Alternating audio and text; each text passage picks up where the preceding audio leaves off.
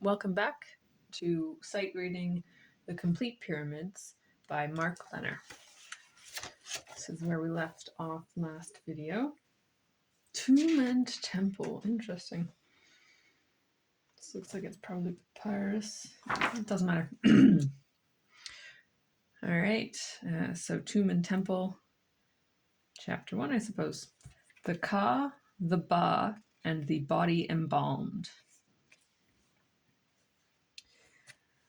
When we visit the pyramids, we walk on ancient graveyards. The pyramids and their temples, and the burial of kings, nobles, and commoners express the unique ancient Egyptian idea of death. Death is a ritual process for the living, and the Egyptians marked their passage into the hereafter perhaps more than any other ancient society. For them, death was not the end, but just one of the transformations into life's natural cycle. The final change in status depended on the first duty in the housekeeping of death, treatment of the corpse. During life, the body was called Ket, or Iru, meaning form or appearance. The corpse was Kat, transformed into a mummy. It was Sa, a word whose root is also used for to be noble. Mummification was not so much the preservation of the body as it had been during life, but the transfiguration of the corpse into a new body filled with magic, a simulacrum or statue in wrappings and resin. The origins of mummification.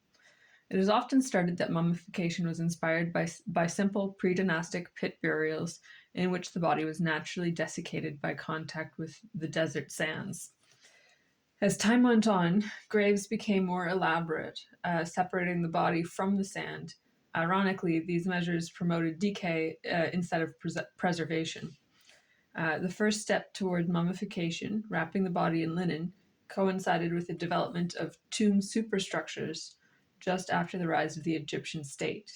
An arm with bandages and wearing 4 bracelets dating to the first dynasty was found in the tomb of Jer at Abydos.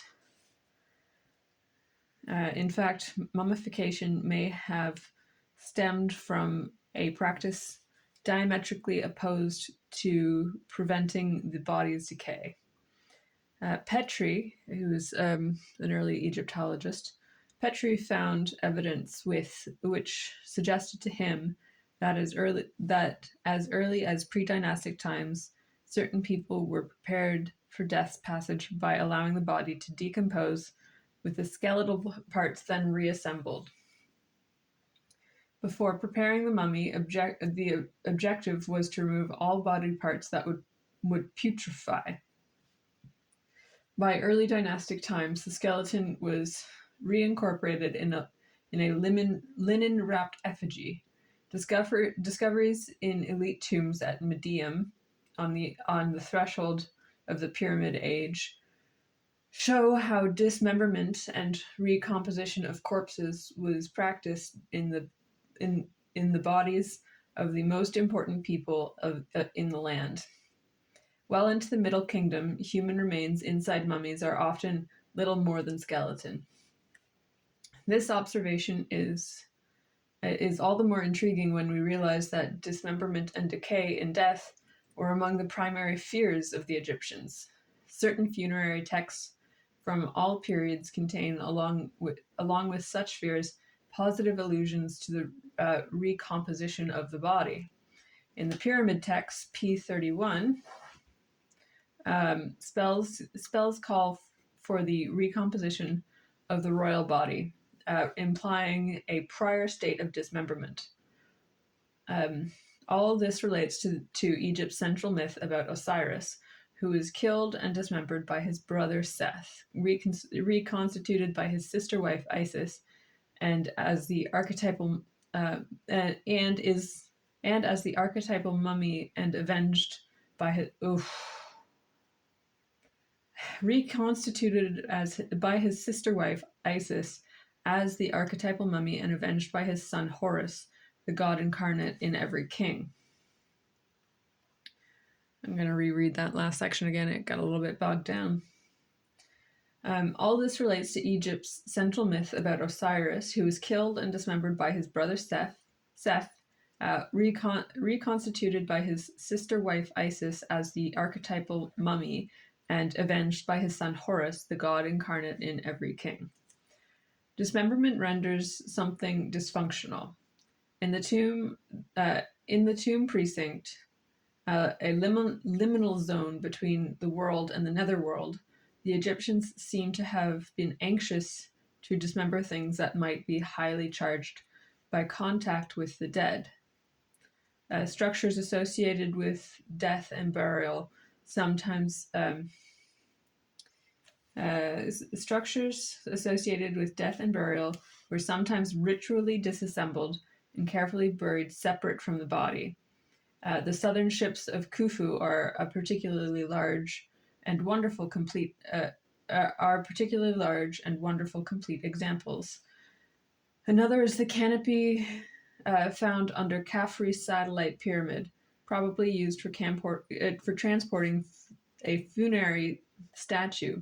It has been chopped up and the pieces packed into a box, buried in a blind passage under the pyramid. If the goal of mummification was to put away and incapacitate If the goal of mummification was to put away and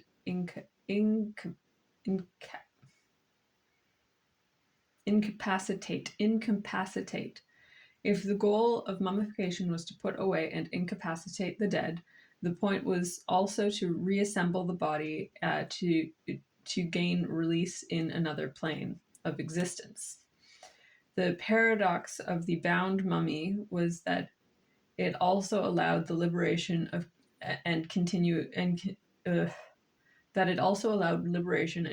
life, not so the dead could haunt the living, but so they could be reborn in the afterlife. The two realms did, however, interact. In fact, they were mutually dependent. For this reason, the Egyptians wanted the spirits of their departed to be bound to the mortal remains, but confined to the other side of the tomb.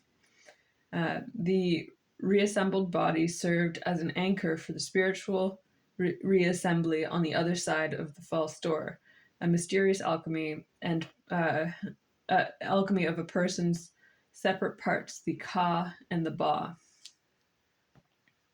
The Ka. The Ka is one of the most important dimensions of the human being in Egyptian thought. Yet there is no easy translation. It is written with the sign of upraised palms, bent perpendicular at the elbows. Perhaps the most succinct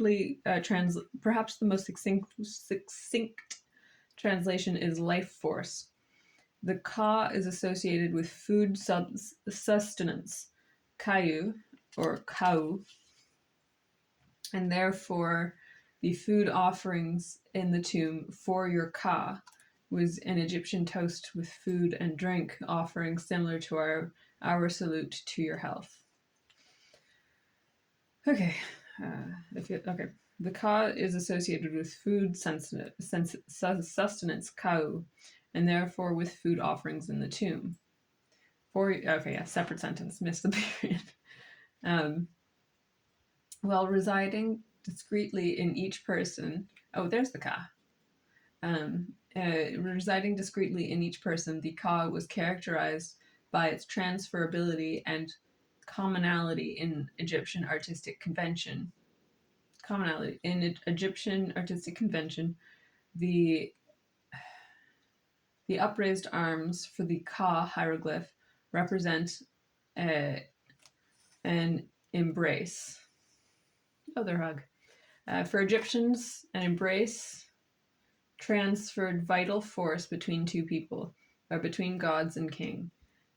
Ka was transferred through the family lineage. It was generic and, in our terms, genetic. For everyone, this life force extended back through countless generations to the creator god who transferred his Ka to the gods, who in turn transferred theirs to the king. The king is the life force, the Ka of his people, the Ka of the living. At death, one's Ka went to rest, subsumed back into its generic folds. But this return to commonality took place while the body was prepared and transformed into the mummy. The Ka then needed to be reactivated so that the spiritual transformation of rebirth could take place. And so that link to the land of the living through the tomb could be established and maintained. For this to happen, the deceased had to travel to join their Ka, but not as the body bound up in its wrapping, but as the not as the body bound up in its wrappings. It is the Ba that makes the journey. The Ba. If Ka is the generic life force, the Ba is the person's individual renown or distinctive manifestations, the impressions made on others. The Ba has often been translated to soul and considered a part of the total human being, along with the Ka and Ak. But detailed studies indicate that the Ba and Ak are entities in their own right. The Ba seems to have been fully corporeal. The Ba seems to have been a fully corporeal mode of existence with the ability, for instance, to eat, drink, travel, and copulate. It is represented by the hieroglyph of the ibis from the 18th dynasty. The hieroglyph of the ibis from the 18th dynasty by the human head. No, it had a human head. Okay, so from the 18th dynasty, the ibis hieroglyph had a human head. That's familiar. I wonder if they've got it. Yeah, there's the Ba. Anyways, human head. The Bas of gods were their manifestation in nature, stars, inanimate objects, even other gods. A Ba of Shu, god of the air, is wind. Likewise, the Ba of the king are the manifestations of his power, an armed expedition, for example. Cities had Bas, even inanimate objects like temple pylons, threshing floors, doors, sacred books had Bas. During life, this power was revealed primarily through the body. With death, the body becomes inanimate, and so the former personality and status of a person were distilled into a being that could travel to the realms of the afterlife and then return to the tomb. In the afterlife, the Ba could not function if the corpse was decaying, and putrefied. Yanto buddy. And putrefied. It was the reason that all potential for decay had to be stripped from the body. The coffin texts tell the deceased, "Thy Ba awakest upon thy corpse." But for this to happen, the corpse had to be made firm, established, stabled, enduring, whole, or sound. As in rituals around the world, Egyptian rites of death and passage into the higher status involved a stage where the distinguished features of life were stripped down to and dissolved. As a collection of excarnate bones, desiccated flesh, and hair, the naked body of the king looked like that of anyone else. The burial ritual re-established social status and personality, now realized as the Ba. The pyramid texts speak of the royal insignia the Uraeus and Eye of Horus, being given to the king for passing through the doors of heaven. The king puts the baw garment, puts on a baw garment, the leopard pelt of princely and priestly power. As miraculous as this new mode of existence may have been, it was still only part of the final transformation. A journey followed to the sky, to sunlight, to the stars. In the celestial realms, the deceased hoped to attain higher status, second only to becoming a god. Resurrection as an Ach. And I think that's enough for today.